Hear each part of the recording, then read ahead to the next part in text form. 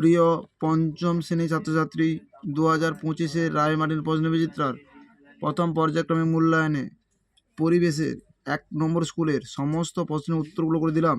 1 নম্বর school, অস্থি সন্ধি কাকে বলে? 26 নম্বর পৃষ্ঠা 1-এর দাগের প্রশ্নের উত্তরটি তোমরা দেখো। 26 নম্বর পৃষ্ঠা 1-এর দাগের প্রশ্নের উত্তরটি হলো অস্থি সন্ধি কি? আমাদের হাতের 5টি আঙুলে মোট কয়টি হাড় থাকে? 14টি। মাটির একটি সজীব উপাদানের নাম হলো কেঁচো। পশ্চিমবঙ্গের কোন জেলায় চা চাষ হয়? দার্জিলিং জেলায়। কোন খাদ্যে বেশি ক্যালসিয়াম পাওয়া যায়? দুধ ও ডিম। 2-এর দাগে, মানবদেহের সবচেয়ে বড় অস্থির নাম হলো ফিমার। মেলানিনের জন্য মানুষের ত্বকের রং কালো হয়।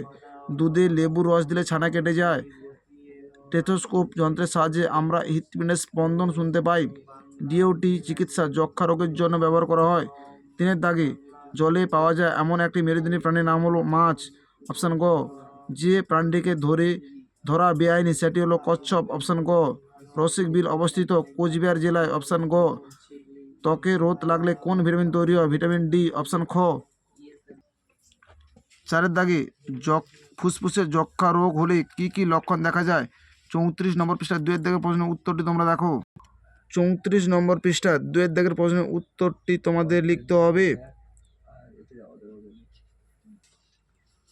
বাড়িতে কীভাবে ওআরএস তৈরি করবে? 36 নম্বর পৃষ্ঠা 4 নম্বর দাগের প্রশ্নের উত্তরটি তোমরা দেখো। 36 নম্বর পৃষ্ঠায় 4-এর দাগের প্রশ্নের উত্তরটি তোমাদের লিখতে হবে। চিংড়িকে কোন কোন বৈশিষ্ট্য দিয়ে মাছের থেকে আলাদা করা যায়? 87 নম্বর পৃষ্ঠায় 4-এর দাগের প্রশ্নের উত্তরটি তোমরা দেখো। 87 নম্বর পৃষ্ঠায় 4-এর দাগের প্রশ্নের উত্তরটি তোমাদের লিখতে হবে। তোমরা অবশ্যই পাঠ্যপুস্তক বইটি খুব ভালো করে খুঁটিয়ে খুঁটিয়ে পড়বে।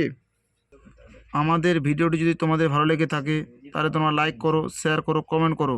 আমাদের চ্যানেলে নতুন হয়ে থাকলে চ্যানেলটিকে সাবস্ক্রাইব করে পাশে থাকা বেল আইকনটিকে ক্লিক করে রাখো।